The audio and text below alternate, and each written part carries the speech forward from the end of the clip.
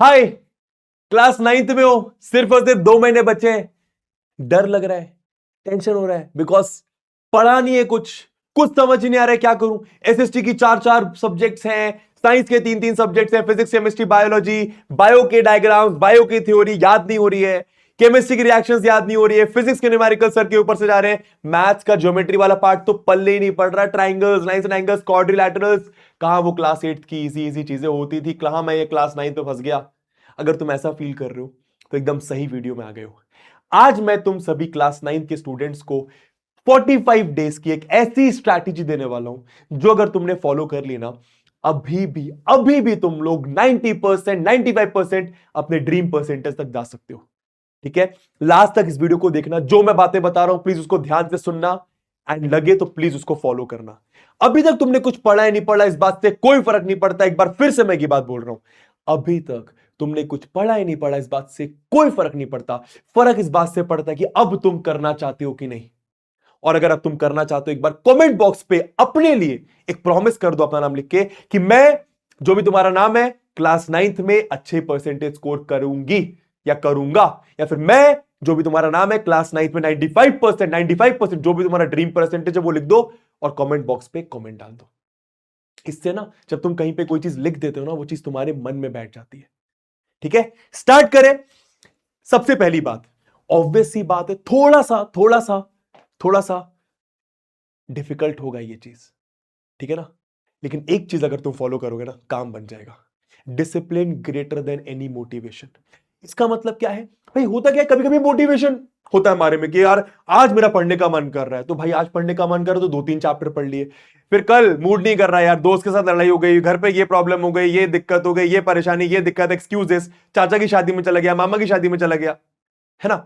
तो टाइम नहीं मिल पा रहा, डिमोटिवेशन है, तो आज पढ़ने का मन नहीं, रहने देता हूं। नहीं, अगले 45 दिन इस बात से कोई फर्क नहीं पड़ता कि तुम्हारे घर में किसी की शादी है या किसी की शादी नहीं है, तुम वो फंक्शन अटेंड नहीं करोगे। ठीक है, अगले 45 दिन इस बात से कोई फर्क नहीं पड़ता कि तुम्हारा पढ़ने का मन कर रहा है या नहीं कर रहा, तुम पढ़ाई करोगे। ठीक है, ऐसा नहीं कि सिर्फ मोटिवेशन है तो पढ़ाई करूंगा, डिमोटिवेशन तो पढ़ाई नहीं करूंगा। डिमोटिवेशन है, मोटिवेशन है, पढ़ाई मैं करूंगा। डेली मेरे को 4 घंटे पढ़ना है तो मैं पढ़ूंगा या पढ़ूंगी, काम खत्म। Discipline greater than any motivation. अगर तुम लाइफ में कहीं बड़ा बनना चाहते हो ना, वो बड़ा इंसान सिर्फ एक बात बोलेगा। अगर तुम लाइफ में आगे जाना चाहते हो, कुछ अच्छा करना चाहते हो, सक्सेस पाना चाहते हो, सिर्फ एक चीज इंपॉर्टेंट है, डिसिप्लिन। हर दिन वही काम बार बार, मन करे या ना करे। ठीक है, अब मैं स्टार्ट करता हूं। ये 45 डेज की बच्चा एक ऐसी स्ट्रैटेजी जिसमें तुम्हारे क्लास 9 का सिलेबस पूरा कंप्लीट होगा अगर तुमने फॉलो कर लिया। और साथ ही साथ क्वेश्चंस की भी बहुत सारी प्रैक्टिस होगी, बिकॉज अगर तुम क्वेश्चंस की प्रैक्टिस नहीं करोगे, सिर्फ कॉन्सेप्ट कॉन्सेप्ट पढ़ लोगे तो काम नहीं होने वाला। ठीक है, चलो सबसे पहले मैं जो तुम्हें स्ट्रैटेजी देने वाला हूं, ठीक है, अब ये तुम्हें खुद से फॉलो करना पड़ेगा। खुद से चीजें ढूंढनी पड़ेगी, खुद से एक प्रॉपर टाइम टेबल बनाना पड़ेगा। ठीक है, खुद से डिसिप्लिन रहना पड़ेगा।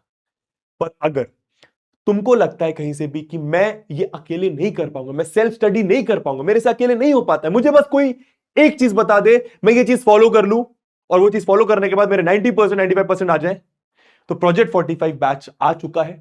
ठीक है, मैं फिर से बोल रहा हूं, ये बैच बिल्कुल जरूरी नहीं है कि तुम इस बैच में एनरोल करो। लेकिन अगर तुम्हें कहीं लगता है कि तुम खुद से नहीं कर पाओगे चीजें, तुम्हारे पास इतना टाइम नहीं है, तुम खुद से प्लान नहीं बना पाओगे खुद के लिए, तुम खुद से ये डिसाइड नहीं कर पाओगे कौन से क्वेश्चंस करने कौन से क्वेश्चंस नहीं करने, तो तुम प्रोजेक्ट 45 का पार्ट बन सकते हो। ये क्लास 9th का द बिगेस्ट क्रैश कोर्स है। ठीक है, इस बैच का प्राइस सिर्फ और सिर्फ 1000 रुपीज है, ओनली 1000 रुपीज। मतलब 1000 रुपए में तुम्हारे क्लास 9th का पूरा सिलेबस भी कंप्लीट करवाया जाएगा, उसका रिवीजन भी करवाया जाएगा, डाउट सॉल्विंग भी करवाई जाएगी। इसके साथ तुम्हें कमबैक किट भी दी जा रही है। एक किट तुम्हारे घर तक आएगी, उस किट में साइंस, एसएसटी, मैथ्स, इंग्लिश के माइंड मैप्स होंगे, और भी बहुत सारी चीजें होंगी, एलिमेंट्स होंगे।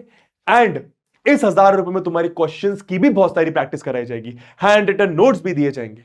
ठीक है, तो अगर तुम्हें कहीं से लग रहा है कि यार मुझे नहीं करना है अपने आप से कुछ, तो तुम प्लीज इस बैच का पार्ट बनो।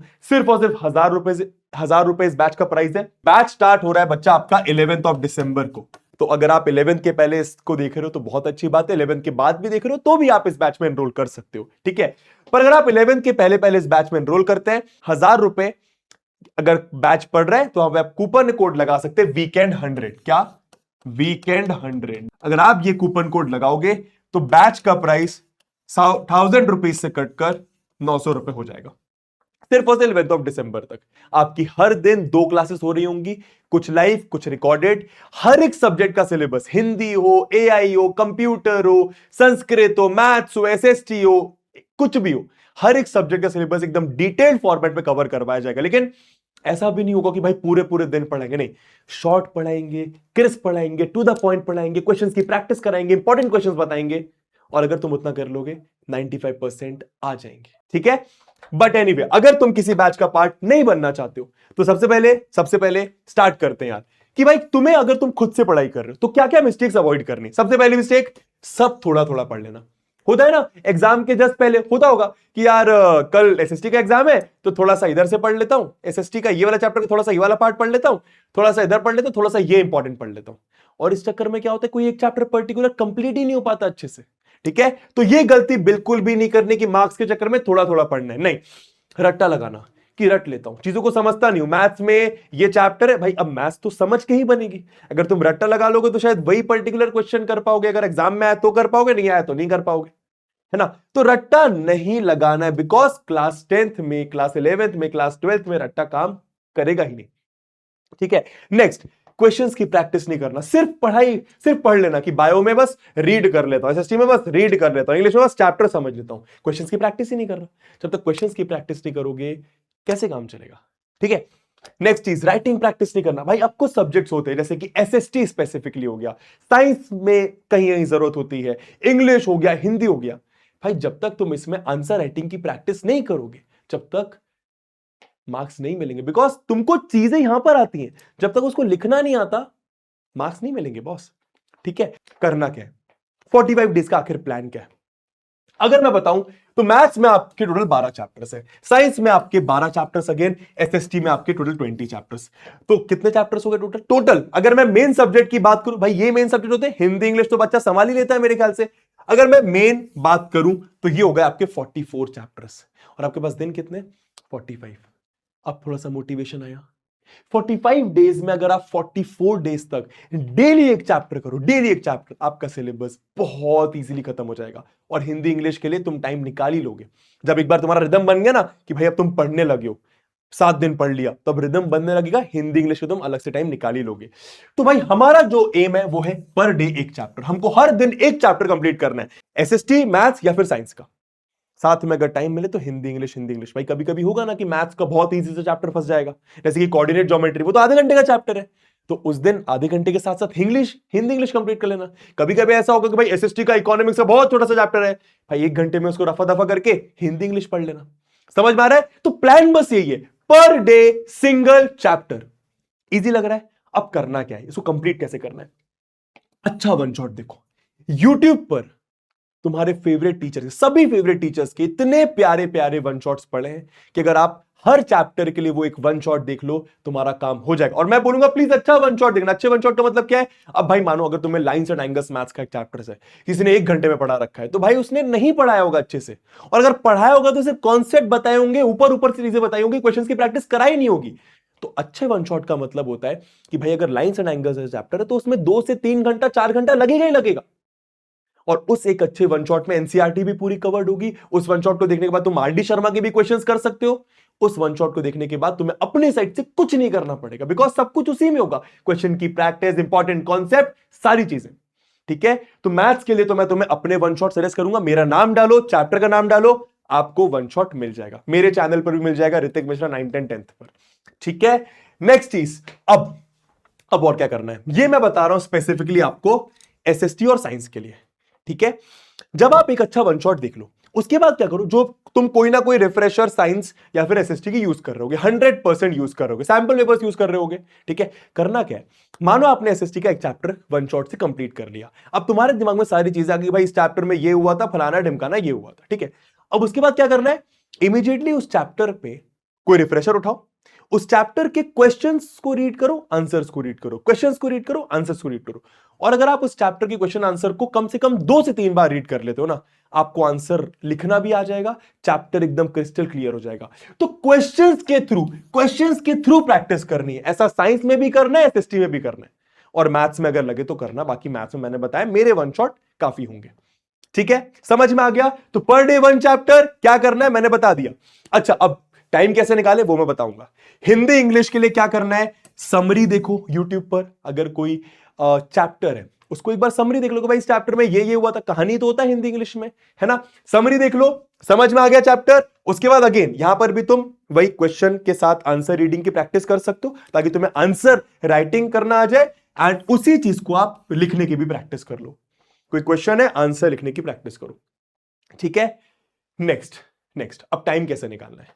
भाई 2 तरीके के स्टूडेंट्स होंगे, कुछ स्टूडेंट्स जो स्कूल जा रहे होंगे, कुछ जो स्कूल नहीं जा रहे होंगे। मैं आपको ये चीज बोलूंगा कि अगर हो सके तो प्लीज आप स्कूल की थोड़ी बहुत छुट्टी मारें, पेरेंट्स को बोले, विश्वास दिलाएं। और एक ही दिन लगता है विश्वास दिलाने में। भाई मानो तुमने पापा मेरे को कन्विंस कर लिया कि आज प्लीज छुट्टी करना है, मेरे को पढ़ना है बहुत सारा, उन्होंने आपकी बात मान ली। अब उनको दिखाओ, प्रूफ करो कि भाई तुम सुबह 7 बजे उठ गए हो, 7 बजे से लेकर पढ़ रहे हो, फिर दोपहर में पढ़ रहे हो, फिर शाम को पढ़ रहे हो। तो वो भी कन्विंस रहे कि भाई मेरा बच्चा स्कूल नहीं जा रहा तो पढ़ तो रहा है, फिर वो तुम्हें अगले दिन स्कूल जाने के लिए फोर्स नहीं करेंगे। ठीक है, पर अगर तुम स्कूल जा रहे हो, पेरेंट्स नहीं मान रहे, तो क्या करना है, सुनो मेरी बात। आपको अपने दिन को 3 पार्ट में डिवाइड करना है, स्कूल को छोड़ के। ठीक है, यहां पर भी आपको 3 पार्ट में डिवाइड करना है।